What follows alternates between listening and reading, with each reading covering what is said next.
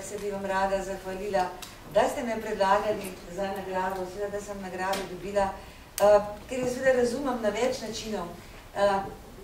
Vem sicer, da je to na plaketi piše moje ime, ampak mislim, da je dejansko nagrada namenjena Sloveniji, ki je majhna dežela in ki je uspela po svoje dobiti predstavnika v tem medvladnem panelu. Namreč to je zelo težko. Samo 2 iz Evrope lahko sodelujete v tem. Priznanje naši državi. Potem je seveda priznanje tudi samemu problemu. Podnebne spremembe so resen problem. In prepoznati ga tudi na ta način pomeni, da se počasi Slovenci začnemo tega zavedati. Pa seveda tudi priznanje za to, da sem ženska. Mislim, da kot ženska sem pravzaprav tudi nekaj več prispevala lahko tudi v tem panelu, namreč, če odločajo o stvarih, če jih gledajo ljudje samo skozi moške oči, manjka včasih kakšen stik, mogoče kakšna ideja, na katero ne bi hotela, ampak enostavno moški pozabijo. Tako da delo v mešanih znanstvenih skupinah je sigurno veliko bolj plodovito na koncu. Seveda ne moram mimo tega, da spregovorimo o podnebnih spremembah. Kolegica je to povedala dosti tehnične stvari, sem povedala nekaj drugače o podnebnih spremembah.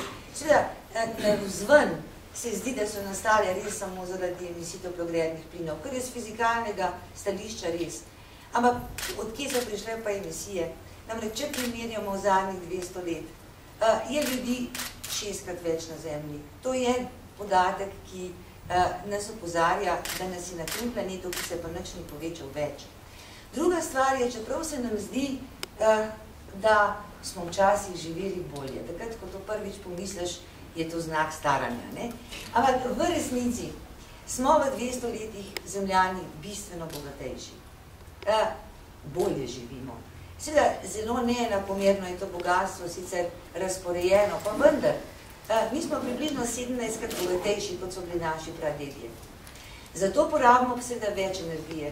In žal porabljamo fosilno energijo. Seveda, zakaj so podnebne spremembe problem? Zato, ker čez desetletje, 2 desetletji, nas ne bo manj, ampak nas bo več. To se pravi, nas bo morda 10 milijard. In seveda tudi vzhodne dežele, ljudje, ki so tradicionalno živeli v revščini, bojo postali tudi bogatejši. Se pravi, podobni trendi, kot so bili v zadnjih 200 let, se bodo nadaljevali naprej. Edina odprto vprašanje je, seveda, kakšno energijo bomo rabili. Če bomo še naprej fosilno, drvimo v katastrofo. Jaz upam, da bomo našli nove vire energije in pa seveda, da bomo skušali spremeniti tudi nekako naše vrednote. Namreč naš življenjski stil, hitreje, močneje, takoj zdaj, je tudi nekaj, kar vodi v podnebne spremembe. Skratka, imamo 2 izziva, zelo tehnološki izziv in pa seveda izziv, kako spremeniti naš življenjski slog.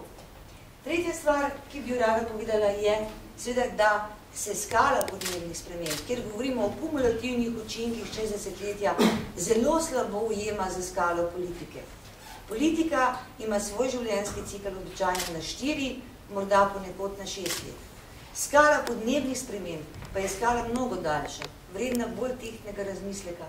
In ta tehten razmislek pravzaprav lahko naredimo v drugih okoljih, kot je na primer družina po eni strani, ki ne traja 4 leta, ampak verjetno celo življenje. Seveda, drug vidik, ki ga vidimo predvsem naše delo. Tudi mi se ne zaposlujemo za 4 leta, ampak želimo delati čim dalj. Seveda, tukaj nehote se dotaknem tudi lahko sindikatov. Sindikalno gibanje v tujini je seveda tudi gibanje za boljši življenjski standard, ali pa če po domače rečemo za višje plače. Ampak postaja tudi nekaj več. Namreč sindikati aktivno pristopajo k reševanju podnebnih sprememb z ozaveščanjem svojih delavcev, da skušajo tudi svoje delo narediti bolj trajnostno in pa predvsem v dialogu z delodajalci, ki včasih za podobiček, ki bo spet hitrejši, višji takoj, pozabljajo na okolje, ki v končni fazi kot bumerang prileti tudi do njih. Torej, jaz sem sanjač tudi po naravi, jaz imam sen, da bi morda prihodna pogajanja bila tudi pogajanja za to, da delamo seveda produktivnost povečajmo, imamo višje plače, ampak ne na škodo okolja, ker s tem dejansko zapiramo vrata tistim, ki jih imamo verjetno najrajši. svojim lastnim otrokom, zaradi katere smo pripravljeni narediti vse, ampak ne bomo jim pa pustili tistega okolja, kot smo ga imeli mi in s tem tudi ne enakih možnosti. No in zadnja misel, seveda gre pa na današnji oziroma jutrišnji dan. Poglejte, če smo odkriti, podnebne spremembe bodo prizadele šibke, revne, skratka, do neke mere predvsem ženske. Namreč ženska je tista, ne v Sloveniji, ampak na svetu, recimo ženska je tista, ki skrbi za vodo, ki vozi in nosi vodo kilometre daleč vsak dan. Vode bo manj. Ženska je tista, ko pride do ujme, kakršne recimo smo tudi v Sloveniji že deležni, tista, ki rešuje premoženje, rešuje otroke, seveda ob tem ne pa skrbi še za gospodinstvo in podobno. Seveda ženske smo tudi fizično in fiziološko drugačne, smo šibkejše. Seveda podnebne spremembe ne bodo udarile samo nerazvite države bolj kot nas razvite, ampak tudi žensko populacijo. In seveda ironično ali pa na srečo, morda ženske podzavestno čutimo ravno to, kar sem povedala, zato v nevladnih organizacijah, ki se borijo proti podnebnim spremembam, za ozaveščanje delujejo večinoma ženske, še zlasti v Sloveniji, kar je seveda tudi kaže na to, da ženska razmišlja nekoliko bolj dolgoročno. Morda ne tako globoko kot moški, ampak na dolgi rok. Ampak seveda čisto na koncu, pa tudi meni ne bi uspelo vsega narediti, kar sem in seveda, kar še bom.